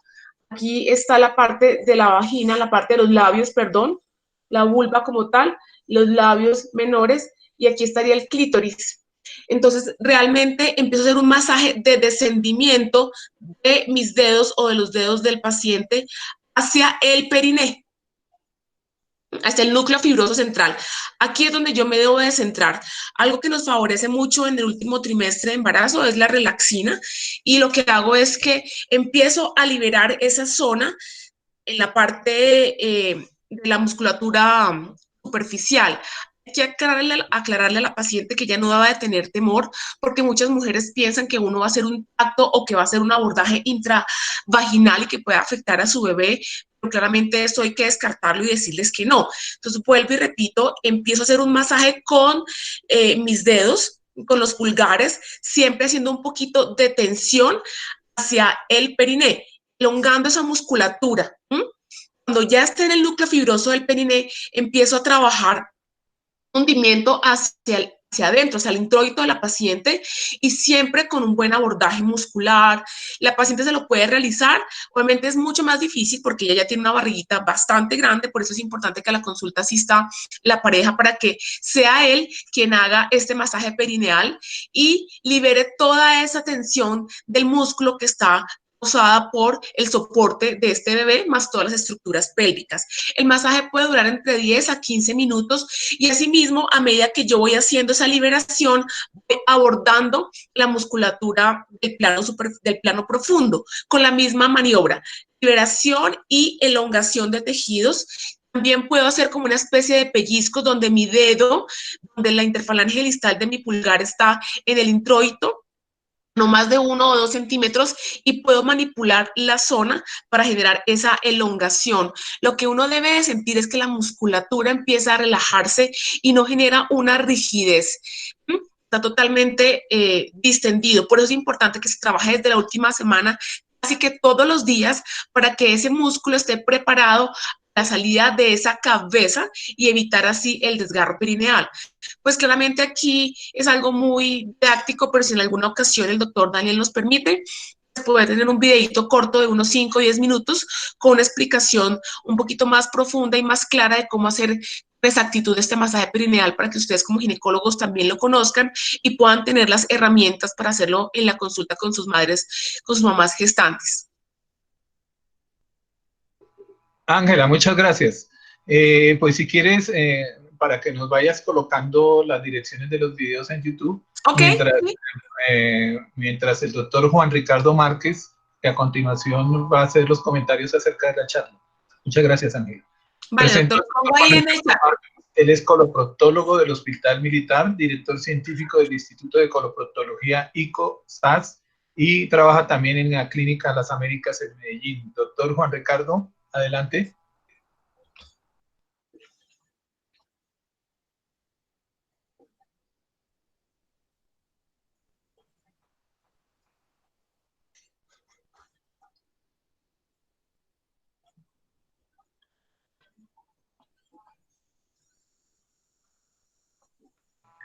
Adelante, doctor Juan Ricardo.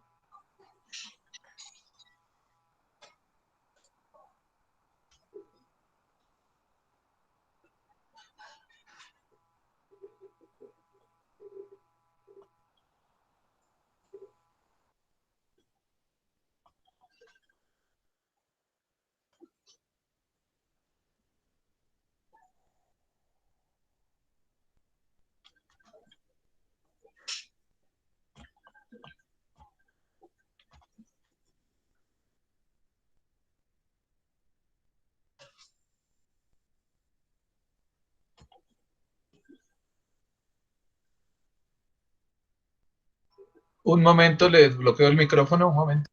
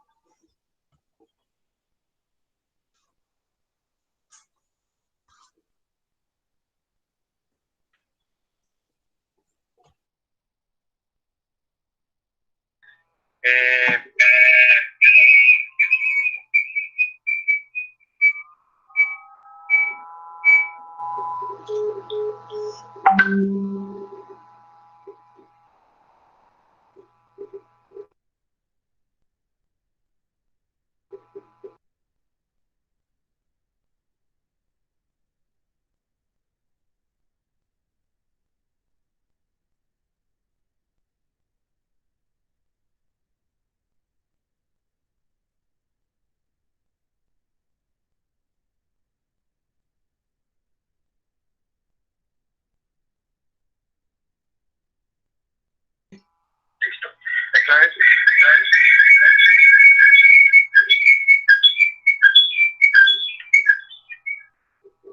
entonces, definitivamente, como dermatólogo, lo veo con mucha frecuencia tardíamente. Se sabe que hay un desgarro clínico del 1% en todos los partos, pero cuando ya, como lo dijo el doctor Guzmán, se investiga a través de endosonografía hasta un 10-15% de desgarros de grado 3 o grado 4 se encuentran con estos métodos paraclínicos, y hasta el 50% de las mujeres postparto experimentan algún tipo de disfunción defecatoria en el primer año, bien sea para incontinencia para gases, para líquidos, mucho más escasamente para sólidos, de las cuales se recupera más o menos el 70-80% de esta anormalidad defecatoria al cabo de ese primer año, y queda alrededor de un 20% que se va volviendo una incontinencia de manera crónica. Se sabe definitivamente cuando hay un desgarro grado 3 postparto, habrá en el tiempo una probabilidad de incontinencia en algún grado del 40%, pero cuando ya hay un desgarro grado 4, la probabilidad de incontinencia sube hasta el 80%. Y eso es lo que nosotros finalmente vemos. Nosotros vemos, vamos en nuestra consulta, el 20% de las personas que asisten a ella tienen un grado de incontinencia, y cuando se investiga este tipo de incontinencia encontramos que hay una lesión del 90% del esfínter anal externo y hasta el 65% del esfínter anal interno. Recordemos que la continencia está dada por un soporte pélvico y musculatura pélvica, pero definitivamente el esfínter anal externo es responsable del 85% de la continencia. El esfínter anal interno es responsable de alrededor de un 10%, y el 5% restante es dado por la estructura glúteo, la estructura pélvica, el hemociclo y todo eso. Pero finalmente el esfínter anal externo es el gran responsable de la continencia fecal. Y cuando encontramos este tipo de lesiones, desgarros en el esfínter anal externo, realmente estamos frente a un panorama en el cual la reparación casi que va a ser quirúrgica actualmente. Nosotros utilizamos una tabla para graduar incontinencias, esa tabla que para mí es muy práctica, por lo fácil que es, y eso me da un pronóstico de manejo y conducta también de manejo, y es la escala de Pescatori, que es un autor italiano, y él la divide en dos sumatorias. La sumatoria, una es de consistencia de material del incontinente, y el segundo es la frecuencia de esos accidentes, accidentes defecatorios o incontinencia. Cuando uno solamente hay incontinencia para gases, se da uno de un punto; cuando hay incontinencia para líquidos, 2 puntos; cuando se da incontinencia para sólidos, de 3 puntos. Y también cuando la frecuencia sea un punto cuando es mensual, 2 puntos cuando es semanal, 3 puntos cuando es diaria. Entonces se suma ese par de variables, y eso nos dice que si hay incontinencia pescatoria de 1 a 2 puntos, el manejo es con medicamento, posiblemente con loperamida, que la loperamida nos ayuda a reabsorber agua y a deshidratar un poco el bolo fecal, pero también tiene un efecto neutrópico sobre el esfínter anal externo. Cuando la incontinencia es un pescatorio 3-4, se le, aparte de ese tratamiento médico terapéutico, se le adiciona la flexibilidad del techo pélvico, que es excelente para recuperar hasta un 70% de la incontinencia. Y cuando ya es una incontinencia con un pescatorio 5-6, para la persona está casi que todos los días tiene posiciones o accidentes de incontinencia sólidos, casi que diariamente, entonces esa paciente posiblemente va a utilizar esta base candidata a algún tipo de procedimiento, bien sea quirúrgico o bien sea de implantación de neuroestimular o cosas como fitoterapia o tecnología posterior. Definitivamente, el forceps es el gran causante de la gran mayoría del 52% de las lesiones del aparato centeniano. Eso está muy claro, el doctor fue muy claro con ello. Pero definitivamente también pienso que el sobrepeso es un factor agravante también en esas posiciones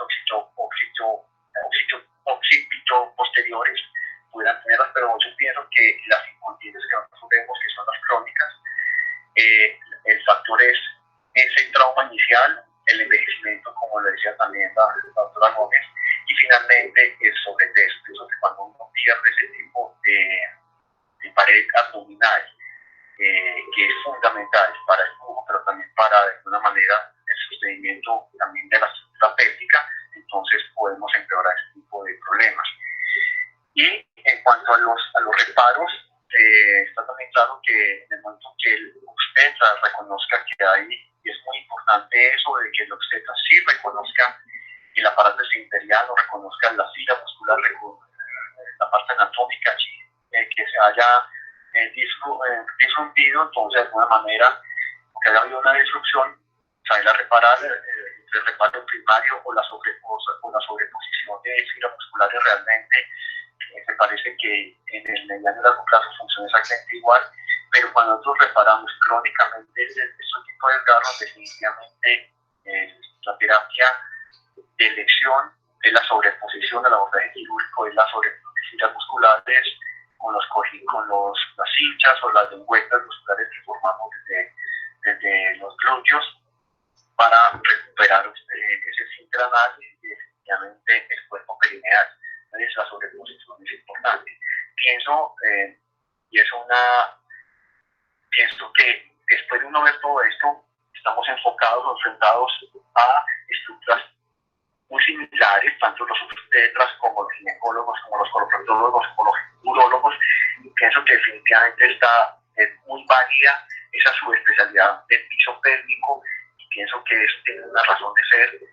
Yo creo que tanto los coloproctólogos o los cirujanos deberíamos rotar con ginecólogos y con urólogos, pero también los urólogos y ginecólogos deberían rotar con nosotros, porque es importante que en cuestión de casi que unos 10 centímetros, 15 centímetros cuadrados, hay 3 especialidades concurrentes y estamos en terrenos muy vecinos uno del otro, y fácilmente estamos de alguna manera también accediendo al territorio vecino, y tenemos que tener la experticia para saber manejar ese tipo de estructura, cómo reparar, cómo corregir y de alguna manera cómo mejorar los resultados. Ese era mi comentario, doctor Cortés. Estoy muy agradecido porque me preguntan mucho. Muchas gracias, doctor Márquez, por su apreciación y sus comentarios. Entonces, continuamos adelante. Vamos a resolver algunas preguntas que tenemos acá. Por favor, un momento. Entonces, una pregunta, doctor Guzmán. ¿La evaluación ecográfica del esfínter anal,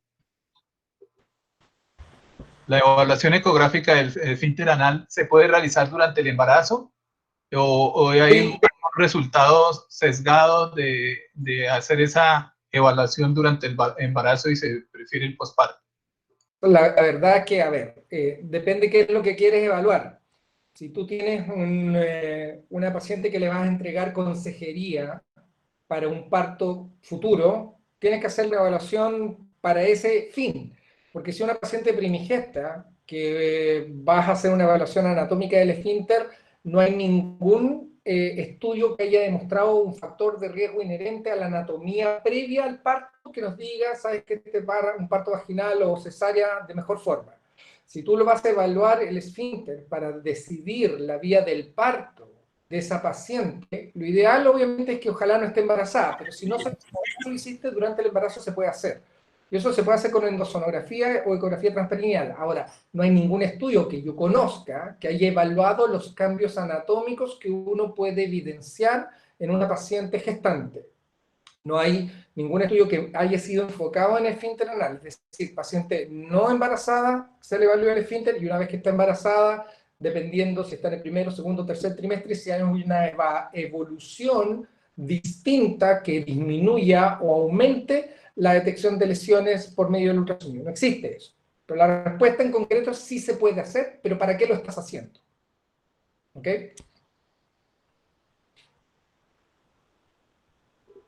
Gracias. Sí, hay otra pregunta aquí de República Dominicana. El doctor Mario Villanueva Peñaranda pregunta desde República Dominicana: un forceps mal utilizado hace daño, pero tiene sus propias indicaciones y en situaciones específicas no puede ser reemplazado por el vacuum. según su concepto, lo que no puede resolverse el vacuum debe ser resuelto con cesárea? A ver, nosotros, ¿por qué hacemos parto operatorio? La respuesta es porque estamos privilegiando el bienestar fetal de interrumpir el embarazo por la vía más expedita para evitar, por ejemplo, la hipoxia fetal, o porque han pasado los tiempos de un trabajo de parto normal y decidimos hacer un parto operatorio para facilitar la expulsión, ¿cierto? Esa es la primera pregunta. Si nosotros ponemos en la balanza, finalmente, qué es lo que yo quiero para mi paciente, eso es un juicio un poco errado, creo yo. Esto va de la mano de la consejería que se le entrega a la paciente. Yo siempre les digo a todos en las charlas, yo tengo la oportunidad de hacer obstetricia, que no es tanta, en la parte privada. Yo veo a mis pacientes que le voy a atender el parto y yo les hago el consentimiento informado a las pacientes antes de que tengan su parto y les explico que yo voy a tener eventualmente la necesidad de hacer un parto operatorio por tal o cual razón, y ese parto operatorio puede ser un forceps o un vacuum. Y le explico por qué yo particularmente hago vacuum y por qué podría llegar a ser forceps. Yo no estoy diciendo que el forceps haya que sacarlo, para nada, pero requerimos sí hacer más vacuum que forceps. Yo particularmente no hago un forceps hace 2 años, ¿ok? Y obviamente va a haber gente que si no tiene la expertise para hacer un vacuum, no va a poder llegar y hacer un vacuum. Eso está claro, ¿ok? Ahora, decir yo en mis manos, ¿sabes qué? Yo a esta paciente no le voy a hacer un forceps y por eso la voy a operar, eso es un juicio que uno hace, ¿ok? Yo creo que eso debe traspasarse a la paciente. Y hay pacientes que a mí me dicen, ¿sabes qué? Yo no quiero tener por ningún motivo un forceps. Yo le digo, mira, eso yo no lo voy a saber hasta el último momento y en ese sentido tendría que ser una cesárea, porque yo no tengo la bolita de cristal para saber si tú vas a terminar en eso o no. Y eso es parte de la decisión de la paciente. Que yo lo tome por un sesgo mío es un sesgo mío, ¿ok? Por lo tanto, es una decisión sumamente personal. Yo no estoy diciendo que no se puede hacer un forceps. Claro que se puede hacer. Y si hay necesidad de hacerlo, probablemente yo lo voy a terminar haciendo. Y ahí estaba en relación a otra pregunta que vi también, que es para enlazarla con esto mismo, que tenía que ver con el tema de que vale la pena asumir los riesgos de la instrumentación fallida asociados al vacuum versus trauma perineal asociado al forceps. Es lo mismo que yo estoy diciendo. Aquí efectivamente cuando uno hace un vacuum, si uno compara la evidencia, esta no es una charla de vacuum nuevamente, yo tengo una charla extensa de vacuum, no necesariamente el vacuum va a ser exitoso, como no todos los forceps van a ser exitosos, pero si uno compara los dos, hay más chances de que uno saque un feto con un forceps que con un vacuum, porque todos saben que si uno mete las ramas y tira a morir, incluso apoyando la pierna, que no se debería hacer, sobre la camilla, lo más probable es que ese feto salga, pero va a salir probablemente más complicado y el piso pélvico va a terminar más destrozado.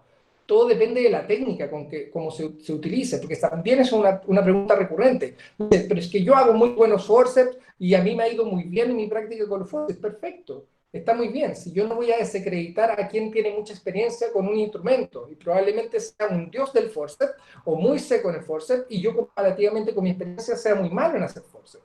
Pero cuando yo muestro los datos, no son datos míos ni datos de ese doctor que me está diciendo que el forceps es mejor.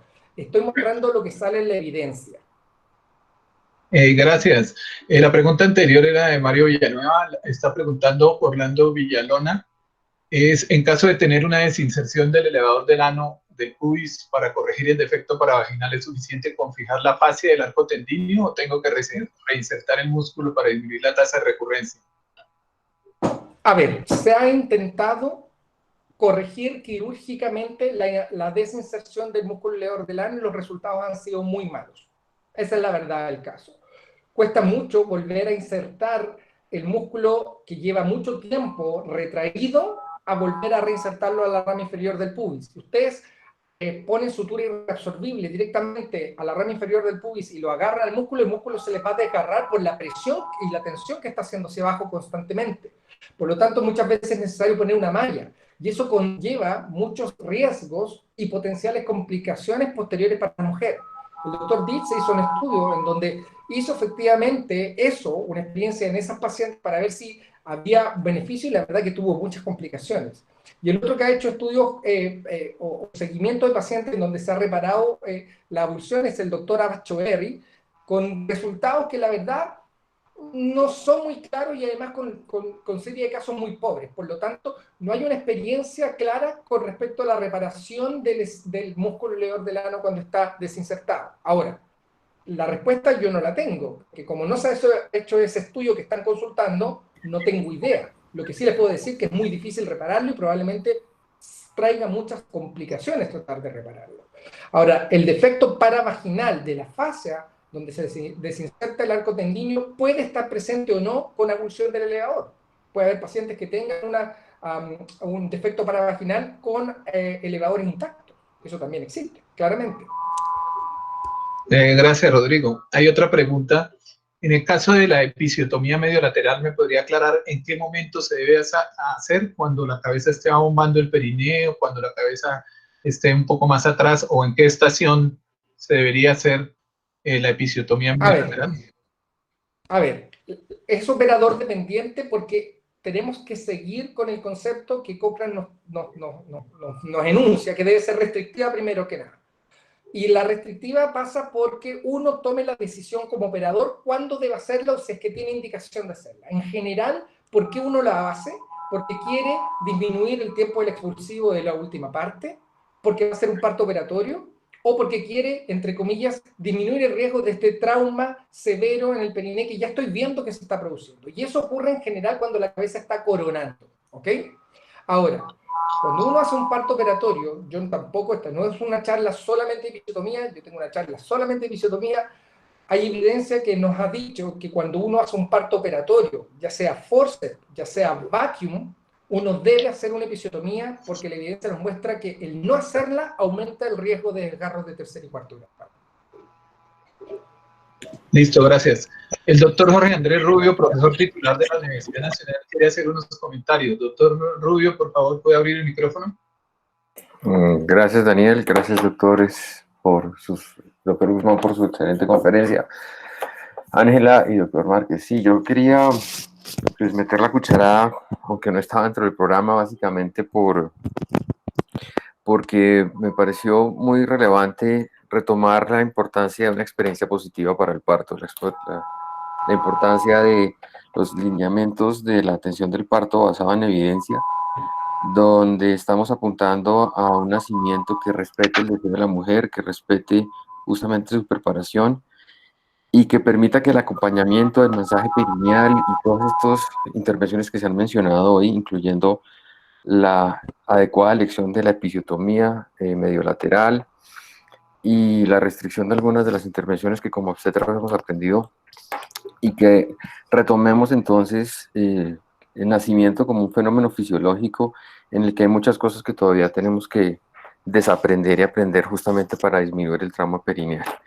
El masaje perineal anteparto, el uso restrictivo de la episio y muy importante el permitir que la mujer adopte una posición que prefiera y apuntando hacia las posiciones verticales y donde la mujer tenga completo control del momento del expulsivo, van a favorecer el hecho de que no puje desde el diafragma o desde arriba levantando la cabeza como solemos verlo en las salas de parto, sino que tenga un control de toda su musculatura abdominal y pélvica que le permite una salida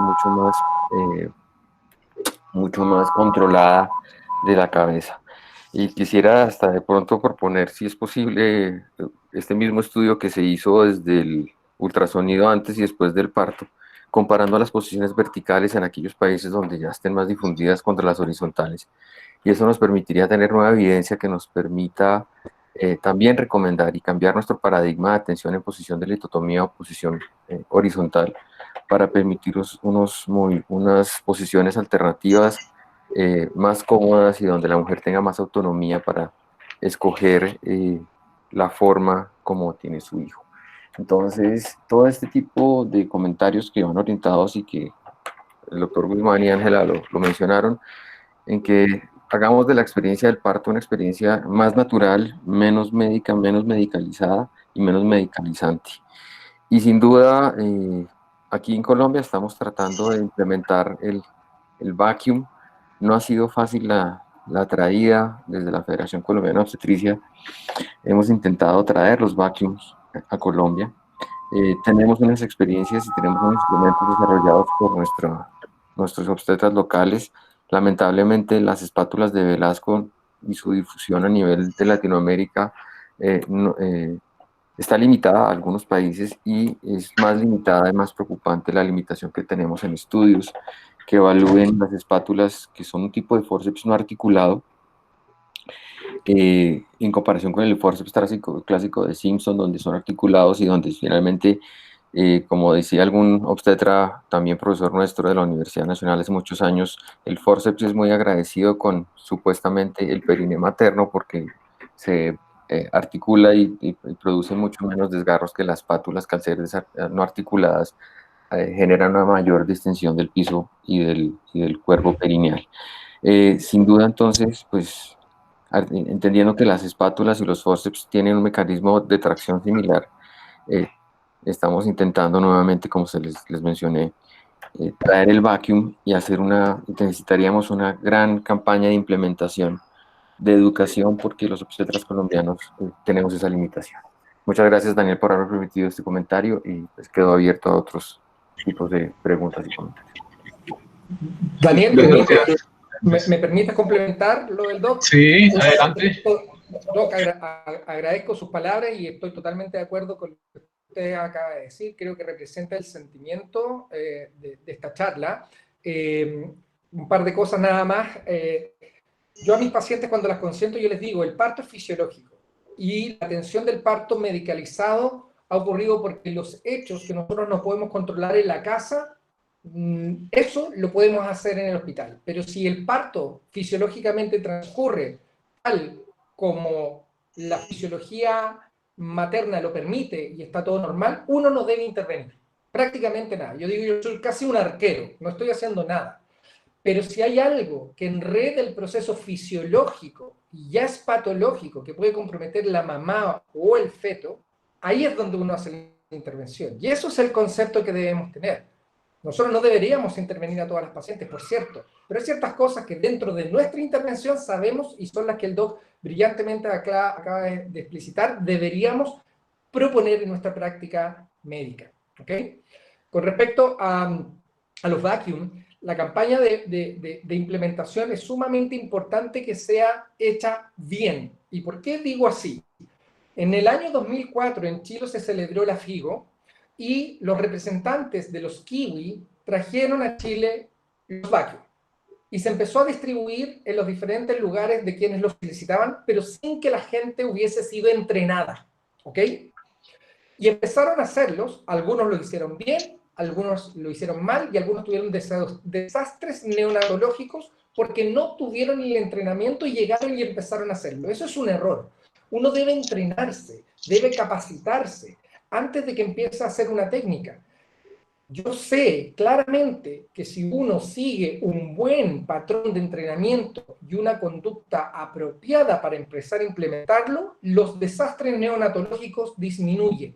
Pero si uno hace el vacuum sin conocimiento, siendo temerario, van a tener muchos problemas. Entonces hay que tener mucho ojo por eso, porque ese es el miedo más grande. Y de hecho estaba expresada en una de las consultas que hicieron. ¿Vale la pena correr los riesgos de que haya un problema en el parto producto de haber usado un vacuum? Obviamente que van a haber complicaciones, así como hay complicaciones con el forceps. Hay hemorragias subgaleales con el forceps, hay fracturas de cráneo con el forceps, cuando son hechos mal. Es una cosa de la técnica y es muy importante que eso lo tengamos considerado. Y por último, me extiendo con respecto a lo que mencionó de las espátulas de Velasco, y es una de las preguntas que salía acá en el chat. ¿Por qué los estudios no se contemplan las espátulas de Velasco? Mi respuesta es no tengo idea. Quien hizo esa pregunta, ojalá tenga la potestad de decir, ya perfecto, como esta pregunta no lleva espátula de Velasco, yo voy a hacer el estudio. Yo no puedo hacerlo porque yo no tengo experiencia en espátulas de Velasco.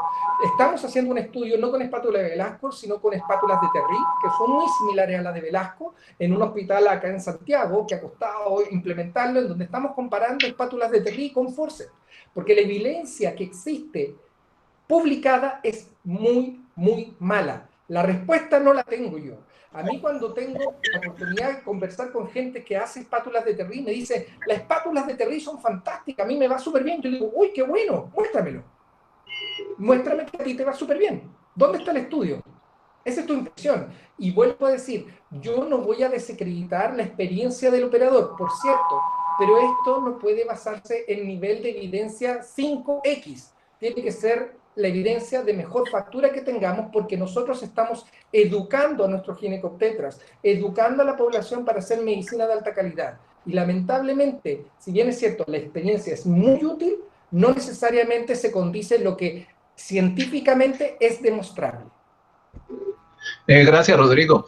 De la Universidad Nacional estábamos tratando de implementar el curso que tiene Rodrigo en Chile para implementar aquí en Colombia el uso de vacuum, un seminario, y eso lo íbamos a hacer en los meses de junio y julio, pero desafortunadamente con la pandemia toca correr un poquito hacia el segundo semestre y tratar de hacerlo en forma ordenada. Lo mismo, continuar con nuestros cursos de oasis y reparación de canal. Tengo una pregunta del doctor Juan Márquez para el doctor Rodrigo Guzmán. Adelante, doctor Márquez. Gracias, doctor Cortés. Doctor Guzmán, le quiero preguntar a usted qué técnica utiliza para la corrección del desgarro del esfínter de grado 3, grado 4. ¿Qué técnica utiliza? ¿Simplemente anastomosis o sutura terminoterminal, o utiliza la de sobreposición? ¿Qué material de sutura utiliza esto? No. Muchas gracias por la pregunta, Doc. En general, si es un desgarro grado 4, por suerte he tenido pocos que de reparar grado 4, pero esos los hago todos con overlap, siempre. Los grado 4 siempre los he hecho con overlap. Cuando son 3C, si es que el plano de disección me permite hacer una buena disección que me permite el overlap sin generar más trauma, yo hago un overlap. De lo contrario, hago un término terminal, que eso es así para los 3A, y en general a los 3B, ¿cómo se llama? Cuando yo veo que están algunas fibras del esfínter todavía remanentes. Recordemos que una lesión 3A es cuando hay menos del 50% del esfínter anal externo comprometido, por lo tanto ahí las fibras deben anastomosarse término terminal, no hay forma de que lo haga con overlap. Si lo hiciera overlap, estoy equivocado en mi clasificación o he destruido más el músculo, y eso es un error. Cuando es un 3B es más del 50% y ahí pueden quedar algunas fibras. Si algunas fibras quedan, también tienen que hacerlo término terminal. Si quedan las fibras separadas, y insisto, la disección que yo voy a hacer me permite dejar un cabo suficientemente suelto y disecado para hacer el overlap, prefiero hacer el overlap. Y obviamente identifico o trato de identificar de forma muy acuciosa, si es posible, el esfínter anal interno siempre, y cuando este está comprometido, hago una reparación del esfínter anal interno, siempre término terminal. ¿Y qué material de sutura utiliza, doctor? Las recomendaciones que hay es básicamente utilizar en mucosa anal, ojalá Vicryl 3.0, en esfínter anal interno, PDS, ojalá 3.0, si no tienen PDS, Vicryl 3.0, y en esfínter anal externo, PDS 3.0, y si no tienen Vicryl, pero Vicryl normal, no Vicryl Rapid, ¿ok? A diferencia de la episiotomía, que la sutura de elección, y es la que yo utilizo hace mucho tiempo, es Vicryl Rapid 2.0. Muchas gracias. Muchas gracias, Rodrigo. ¿Hay alguna otra pregunta o alguna intervención dentro del público presente? Daniel, acá hay dos preguntas que no fueron respondidas, que las vi. Una dice, en su país el masaje perineal es parte de la psicoprofilaxis del parto. A ver, yo no hago en realidad el masaje, o no yo, en las políticas de masaje perineal no están enfocados en la psicoprofilaxis, están enfocados en la prevención del daño perineal, la necesidad de episiotomía, ¿ok? Si eso puede dejar a la mujer más tranquila y ayuda como psicoprofilaxis, ese es otro tema, pero no está implementado como una herramienta de psicoprofilaxis, ¿ok? Sería bonito e interesante que se hiciera una experiencia en ver cuánto influye desde el punto de vista psicológico el que una mujer haga o no haga el masaje, ¿ok? Eso es muy interesante, una pregunta muy interesante. Y la otra pregunta es que se menciona poco la importancia de los músculos transversos superficiales y profundos y el público coxígeo en clínica y en la ecografía. Es interesante, es una pregunta válida, no se ha estudiado, se puede estudiar. Nuevamente, quien hace esa pregunta, lo invito a que ojalá desarrolle una línea de investigación, porque cada vez uno cuando investiga todo esto tiene muchas cosas que tienen carpeta como para investigar, y cuesta tanto investigar bien, porque uno puede hacer un montón de estudios de mediana factura que finalmente nos van a dejar el mismo. Para responder fehacientemente ciertas interrogantes, eso requiere mucho esfuerzo. Entonces, mientras más personas se motiven a investigar de buena forma, y aunque aclaren una pregunta, pero esa pregunta, esa hipótesis, la respondan con un buen estudio, eso es un gran aporte. Así que yo siempre invito a todos los que hacen consultas y que nosotros o la evidencia no tenga respuesta, para que traten de meterse en ese tema y traten de responderle a ellos mismos. Y eso genera una snowball effect de mucha gente investigando de mejor factura. Gracias. Doctora María Eugenia García quiere hacer un comentario acerca del masaje del masaje en el preparto. Adelante, tienes abierto. Ajá, bueno, hola a todos. La verdad, más allá del masaje perineal, lo que quería comentar era acerca de los programas de psicoprofilaxis. Lo que estamos intentando hacer los fisioterapeutas es más allá de el programa psicoprofiláctico convencional que se viene realizando, equipo interdisciplinario, es que nosotros estamos tratando de darle el nombre de fisioterapia obstétrica para diferenciarnos y empezar a trabajar fuertemente, no solamente en el masaje perineal después de la semana 35, sino también de la preparación de la pelvis. O sea, liberar la fascia, manejar todo el dolor lumbar que se pueda generar por la carga que está presentando el peso de la barriga, que es lo que empieza a hacer que estas estructuras se empiecen a distender. Entonces, lo que hemos visto es que si se libera la fascia de, por ejemplo, de los músculos tensores de la fascia lata, los músculos de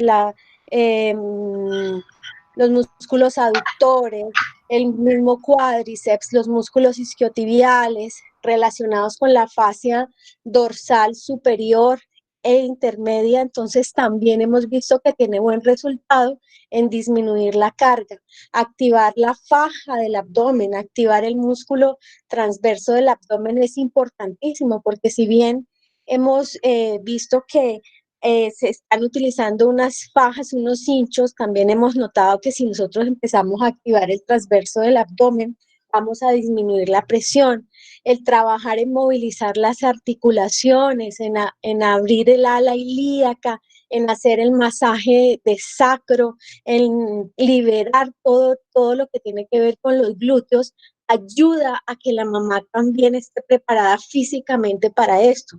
Entonces, digamos que el concepto de masaje perineal se amplía un poco más en términos de liberar lo que está pasando externamente para finalmente ir y centrarnos en el masaje perineal. Igual, Ángela lo explicó y se meten los dedos, pero también si yo meto los dedos a tratar de estirar una estructura que está tensa gracias a lo que está pasando alrededor, pues va a ser muy difícil. Entonces, estamos yendo a un concepto más amplio, a que ella aprenda a respirar, a que aprenda que la posición, como lo decía ahora uno de los doctores, a que el parto sea respetado, sea humanizado, que ella pueda estar de pie hasta último momento. En este momento se están utilizando unas sillas en forma de herradura donde la mamá se sienta y prácticamente el parto lo hace sentada para volver a restituir lo que anatómicamente puede favorecer el hecho de que ese parto sea un parto lo más natural posible, y eso ayuda muchísimo. Eso era lo que quería como comentarles. Muchas gracias, muy amable por su intervención. Ya tenemos 2 horas de seminario, creemos que se han cumplido los objetivos que teníamos dispuestos para esta sesión controversial sobre la atención del parto, el manejo del parto, el trauma obstétrico. Lo enfocamos desde el punto de vista multidisciplinario. Agradecemos a todos ustedes habernos acompañado. Tuvimos 137 personas durante la charla. Los invitamos para el próximo jueves 30, cuando vamos a hablar de las aplicaciones del láser en estos problemas también de trauma de piso pélvico, en la posmenopausia. Y un abrazo para todos, muchísimas gracias por su intervención. Esto queda grabado y se los enviaré después a ustedes a sus respectivos correos. Muchas gracias, hasta luego, pueden cerrar. Muchas gracias. Gracias por la invitación, hasta luego, que esté muy bien. Muchas gracias, saludos, doctor Rodrigo. Chao, profe Jacinto. Gracias a todos. Suerte. Profe Guzmán, Bueno, gracias. Muchas gracias a todos. Profe Rubio, gracias. Gracias. Gracias. Doctor Márquez, saludos a todos. Chao.